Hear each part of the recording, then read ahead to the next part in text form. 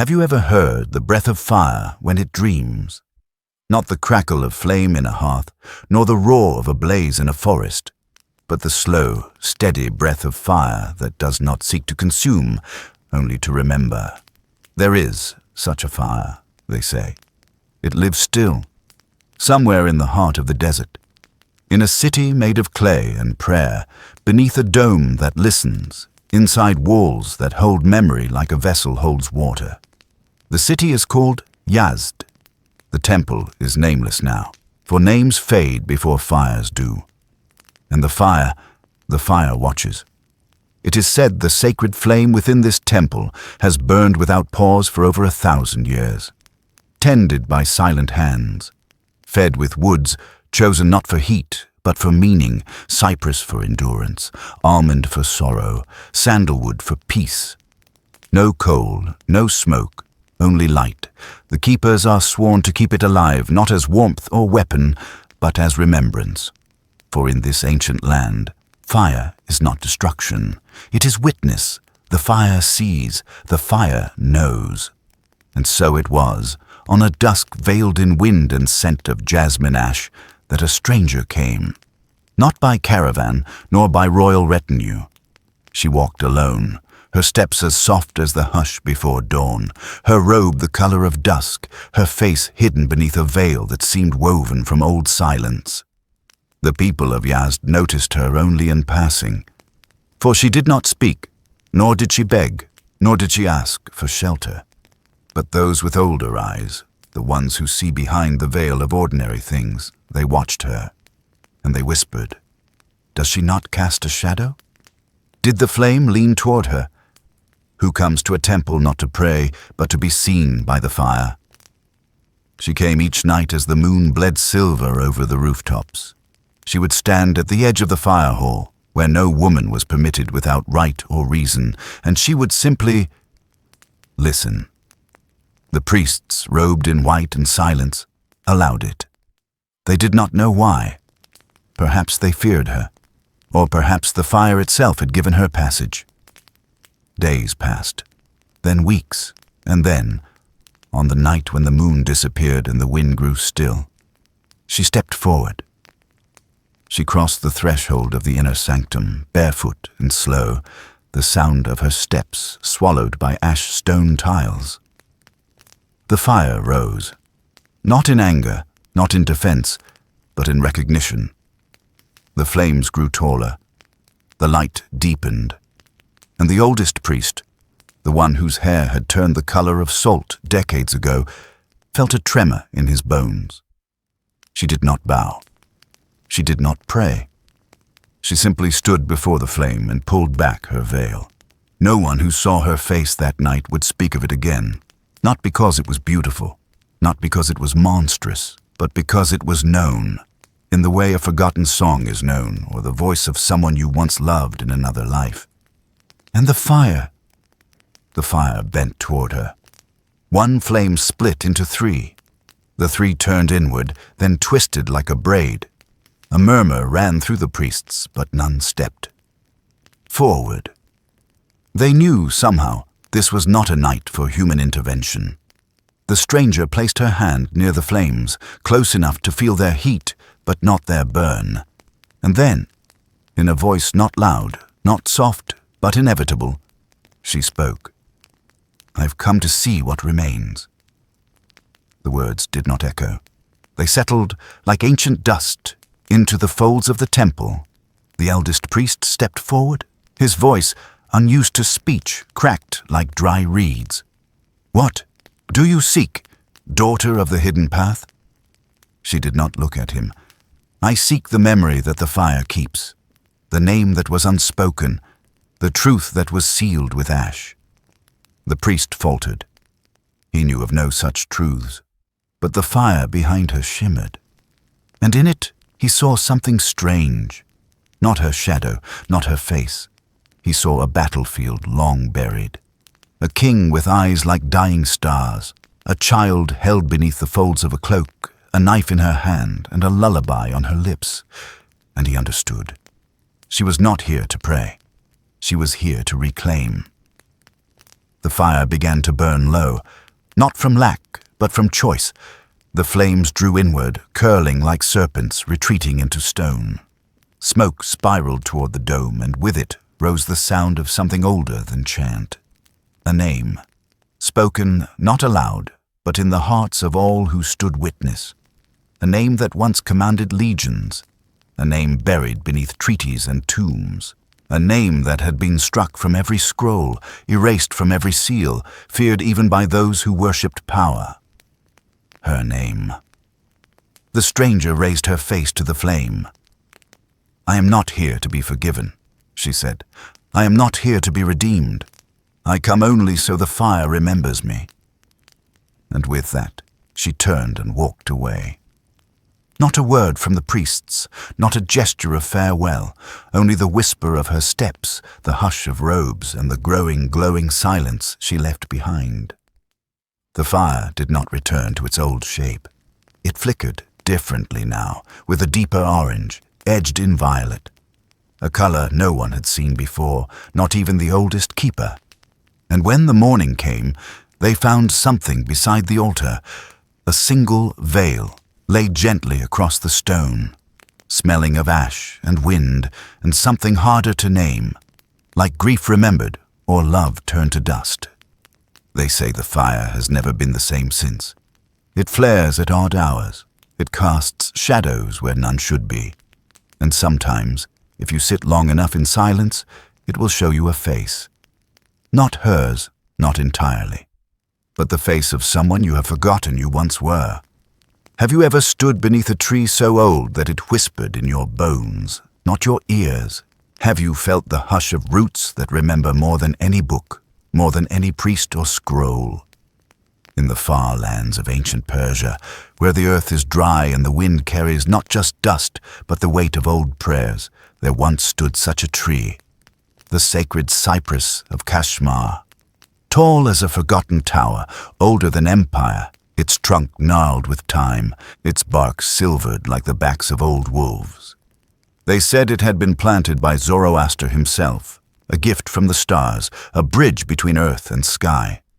But deep beneath its roots, hidden in the dark silence of soil and stone, something else had taken root, something that did not belong to light or sky.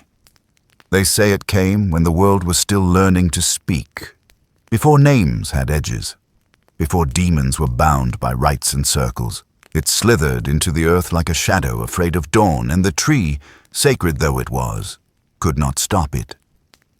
So it slept, deep in the cold beneath the roots. Not dreaming, no, demons do not dream, but remembering. For memory is the oldest chain, and the demon remembered. It remembered the fires of the north, the blood rivers of sacrifice. It remembered the names of kings who once fed it with fear. And most of all, it remembered the sound of weeping, for that is what called it forth. Always, even now. And so it came to pass that a boy named Ahriman found his way beneath the tree. He was small, skin the color of almond bark, eyes wide with grief. He carried no offerings, no talismans, no words of protection, only sorrow. His mother had died 3 nights before, her last breath taken beneath a sky too bright for mourning. And Ahriman, too young for death and too quiet for anger, followed the stories he had overheard in the hush of widows' laments. "If you want to speak to the dead," they whispered, "go to the roots of the cypress. Something down there listens." No one had meant it truly, but the boy took it as truth. He came in the night as the winds curled soft around the branches and the stars kept a distant watch. He knelt at the base of the tree and placed both hands upon the ground. He did not speak, not at first, but the silence of a grieving child is louder than most cries. And beneath the earth the demon stirred. A fissure opened, barely visible, a slit in the soil like a breath held too long. From it came no heat, no smoke, only a coolness, a stillness, the kind that makes your skin forget it belongs to a body. Ahriman crawled forward, down into the earth, through the crack, into the roots. He did not wonder why the passage widened as he moved, why the roots coiled aside as though welcoming him. He only knew he had come too far to stop. At last, he reached the hollow, a chamber beneath the tree lit by no torch, touched by no sun. The roots hung like the ribs of some ancient beast, and in the center there was a shimmer, not of light but of presence. The air hummed, and then he heard the voice. "You seek her," it said. The words did not echo. They arrived fully formed inside his mind, like thoughts not his own. "Yes," he whispered. "She's gone." "I know. Yet you asked to see her?"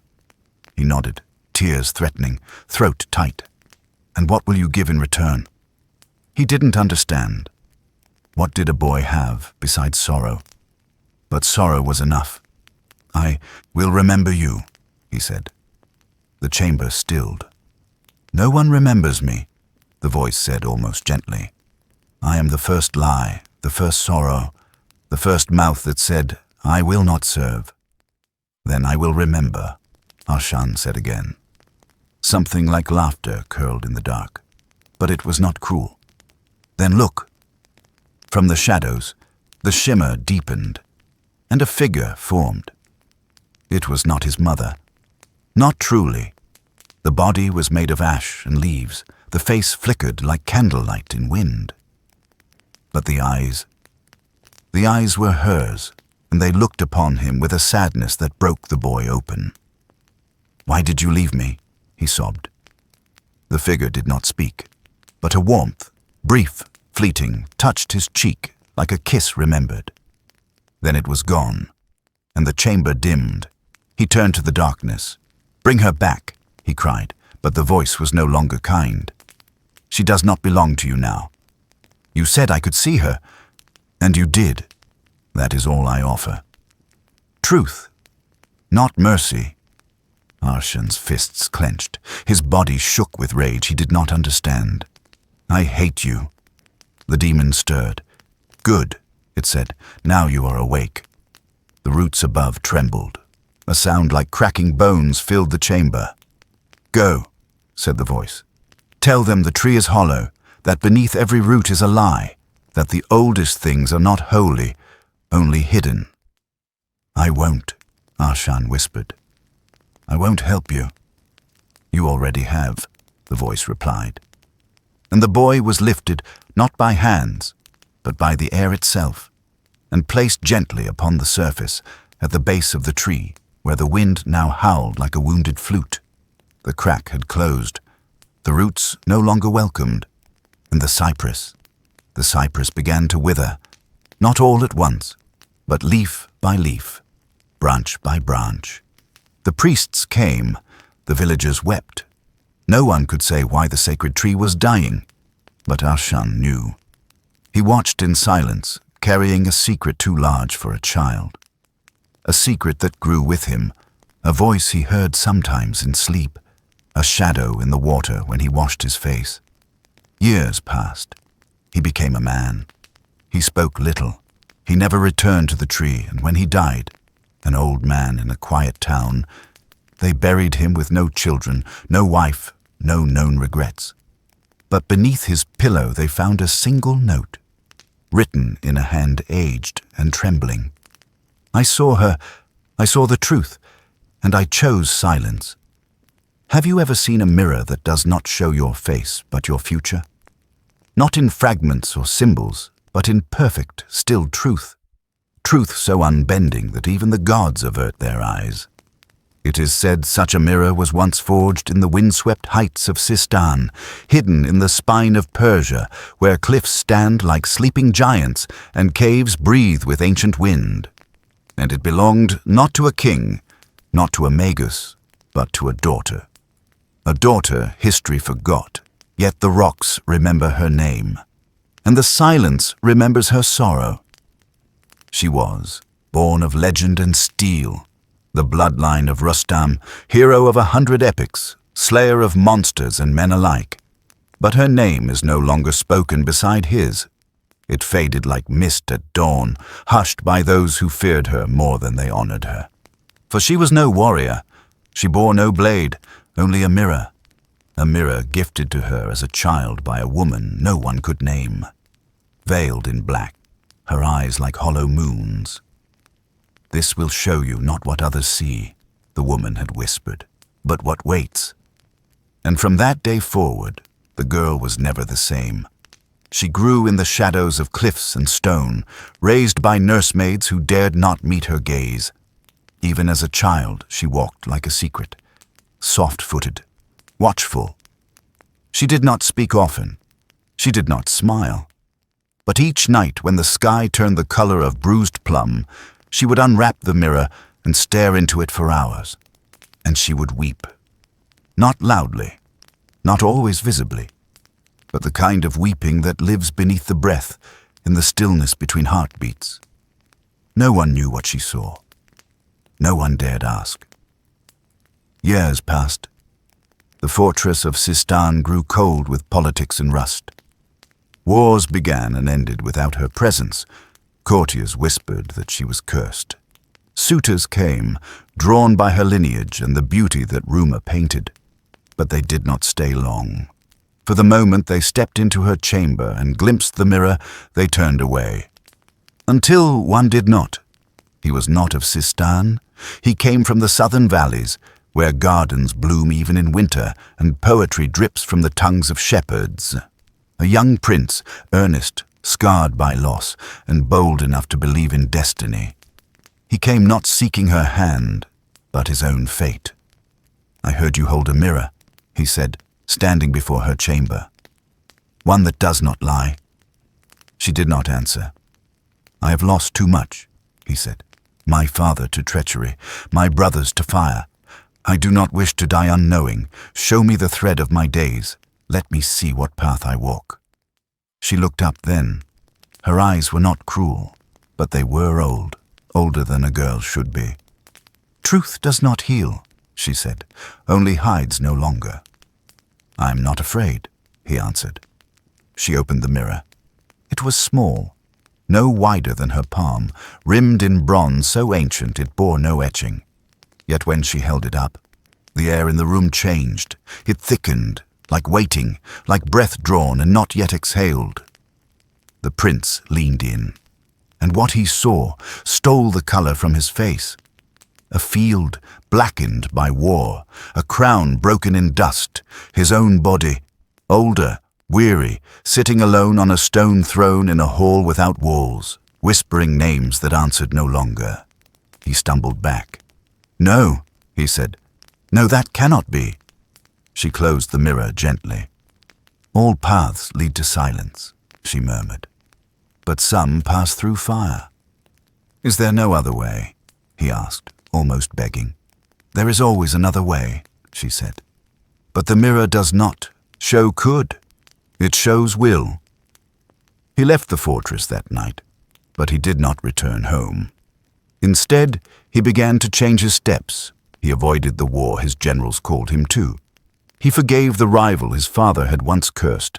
He married not for alliance, but for affection. He built gardens, wrote poems, chose quiet over ambition, and yet the years passed, and the war found him anyway. His crown cracked, not in defiance, but in the fatigue of too much compromise. His sons argued, his people forgot his name.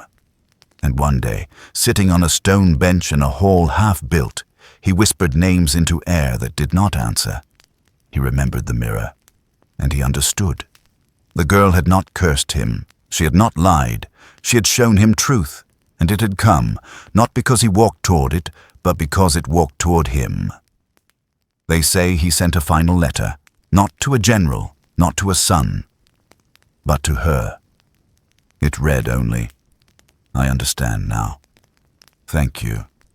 Forgive me." But she never replied, for by then she too had vanished. Some say she wandered into the mountains with the mirror bound to her chest. Others say she drowned it in Lake Hamun, where no one dares fish to this day.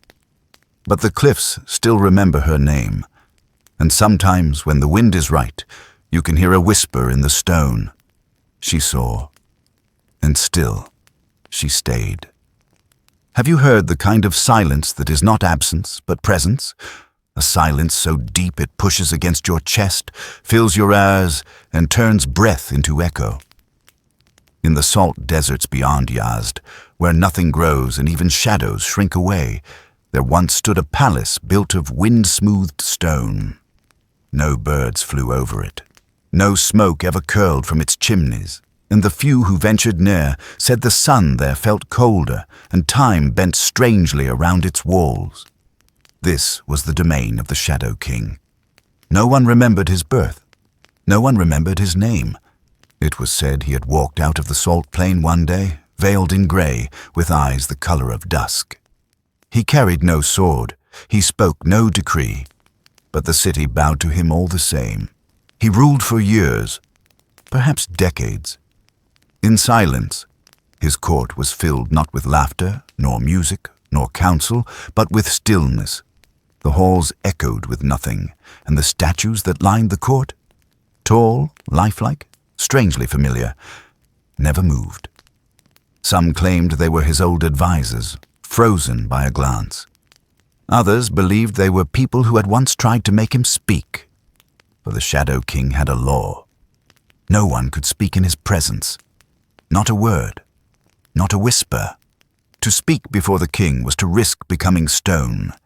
Yet people came, not for favor, not for judgment, but because they believed that in silence something sacred might still survive.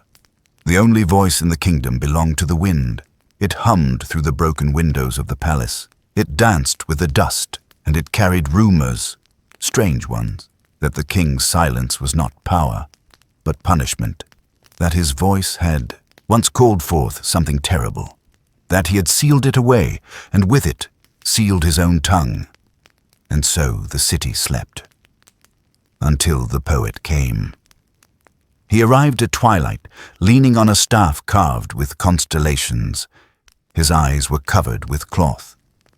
Not because he was ashamed, but because he had never seen. Blind since birth, he had wandered the lands reciting old tales to stones and spirits, and now the winds had brought him here. He stood before the palace gates where 2 guards waited like statues. "I have no eyes," he said softly. "I will not witness the king's face. I have only a voice, and it is shaped with respect."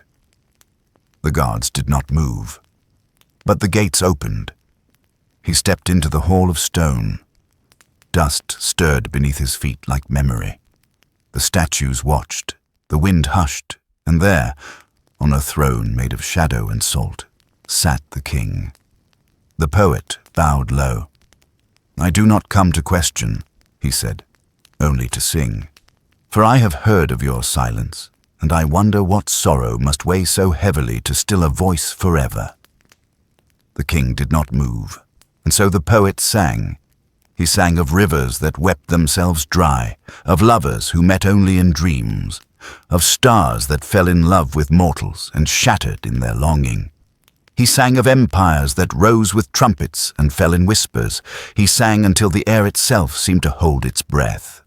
And then, when the last note faded, he asked, "What have you buried beneath your silence, O king?" There was no answer. But something shifted in the hall, a faint warmth, a pulse beneath the stone. The poet felt it. "You are not born in shadow," he said. "Something broke you." The wind stirred the edge of the king's robe. "Let me carry some of it," the poet offered, voice trembling now. "Even a sliver. Let me speak what you cannot." The king raised his head.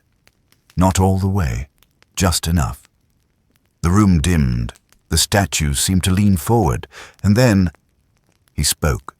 It was a single word, a name, spoken not in Persian, nor in any tongue the poet knew, but it was heavy, ancient. It carried grief like the scent of fire after rain. And with that word, the palace cracked. Stone splintered, the statues wept, and the wind screamed as if in mourning. The poet dropped to his knees. He felt something pass through him, vast, aching, endless. A sorrow so deep it had needed silence to survive. The king stood, and for the first time, the whole new movement. He removed the veil from his face, and where there should have been features, eyes, lips, brows, there was only light. Not blinding, not divine, but soft, like the last glow of coals before morning. The poet bowed. "Thank you," he whispered, and the king vanished. The palace did not collapse, but it changed. The walls sighed, the wind grew gentler, and the statues, once stone, now watched with eyes that saw. The poet stayed there. He built no throne, claimed no title. He merely recited. Each evening, he would whisper the name the king had spoken, and each time the silence that followed would heal just a little more. They say if you walk the salt desert at dusk and find the ruins of a palace carved by silence, you may hear a voice carried on the wind, soft, wounded, sacred. And if you close your eyes, you might just feel the warmth of a king who once chose silence. Not for power, but to keep the world from breaking again. Have you ever heard the wind speak as if it were a living being? Not the rush through leaves, nor the howl of storms, but the soft, secret voice carried on a quiet breeze, a language older than stone or story. On the slopes of Mount Damavand, where clouds coil like restless spirits and the earth sighs beneath the sky, there lived a girl who danced with the wind. They called her the Wind Tamer, but she was no sorceress, no queen, no child of fortune. She was born from the breath of the mountain itself, orphaned by fire, raised by the unseen currents that spiral through the air. Her name was Lale, which means tulip, a fragile flower with roots deep in stone. From her earliest days, Lale moved like a whisper. Her feet barely touched the ground. Her laughter was the soft bell of chimes caught in a breeze. The villagers said the wind loved her. It answered her song, bent to her will, and carried her secrets far beyond the crags and valleys. Yet Lale was lonely. Her parents had vanished in a blaze that set the forest aflame and left nothing but ash and silence. No one spoke of how or why, only that the mountain mourned, and the wind, they say, cried with her. She learned to listen. The wind told her of things hidden and forgotten, old trails lost beneath snow, the names of animals long extinct, and the sighs of gods who had forgotten how to weep. One evening, as the sun dipped behind the peaks and painted the sky in blood and gold, a great shadow darkened the village. The emperor's messengers had arrived. They came not with gifts nor with greetings. They came with chains of brass and commands.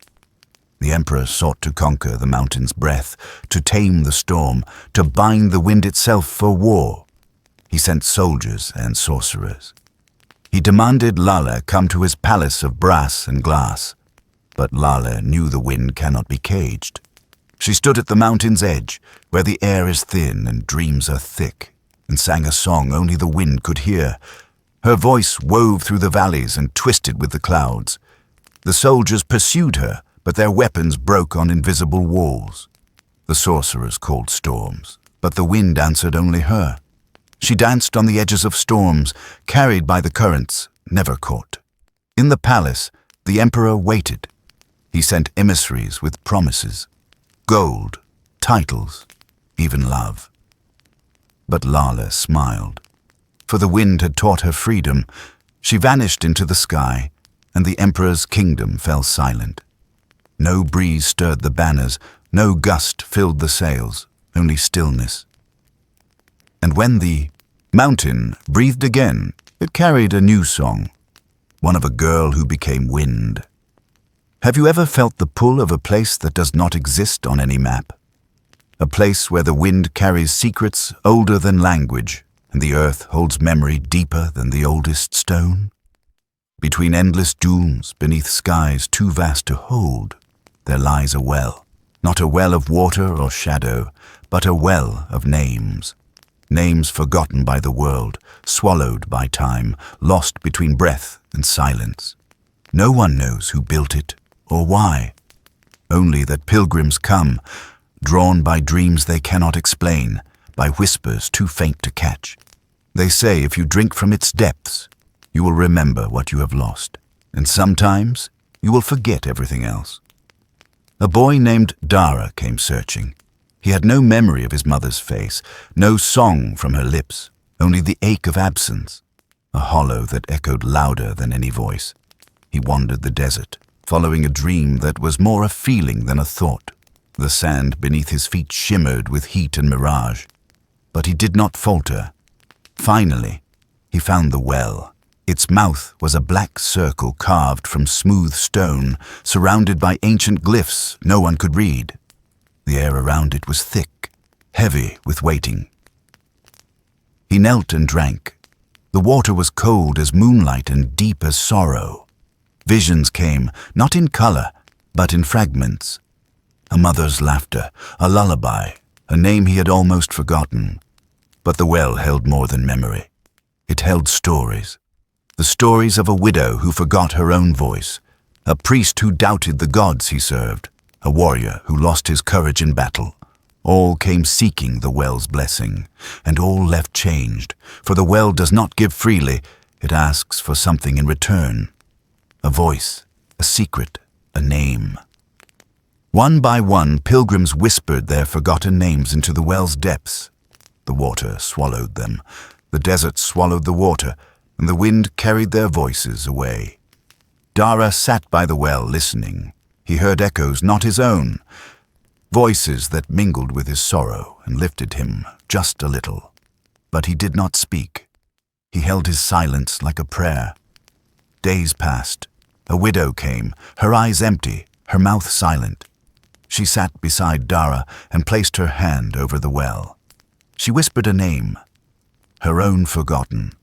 The well drank, and she wept softly, as if remembering a song long buried. A priest arrived next, robes dusty and torn. He knelt and murmured his doubt. The well listened, and he left with a lightness he had not known in years. One night, under a sky veiled in stars, Dara looked into the well. He saw not his reflection, but the faces of all who had come before. The well held their names, their stories, their sorrows. He understood then. The well was not a place of forgetting. It was a place of remembering, and in remembering, of healing. He whispered his mother's name. The well shivered, and for the first time Dara smiled. Have you heard the silence that follows the death of fire? It is not cold. It is not still. It is a silence that breathes, one that listens, one that remembers.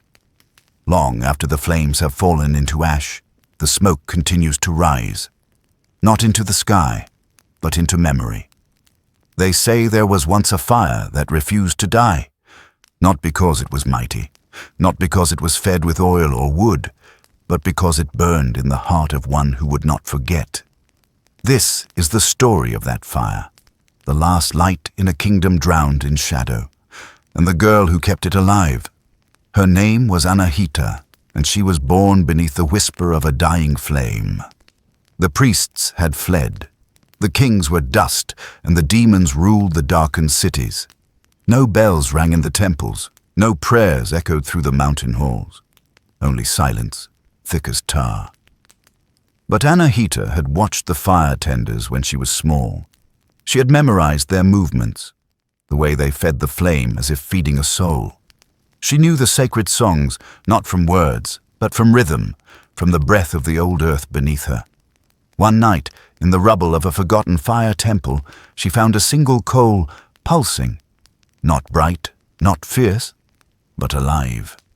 She cupped it in her palms and whispered a vow she did not fully understand. She would keep the fire. She fed it twigs, cloth, her own hair when nothing else would burn. She sang to it in the oldest tongue she knew, not of books, but of blood and wind, and the fire listened.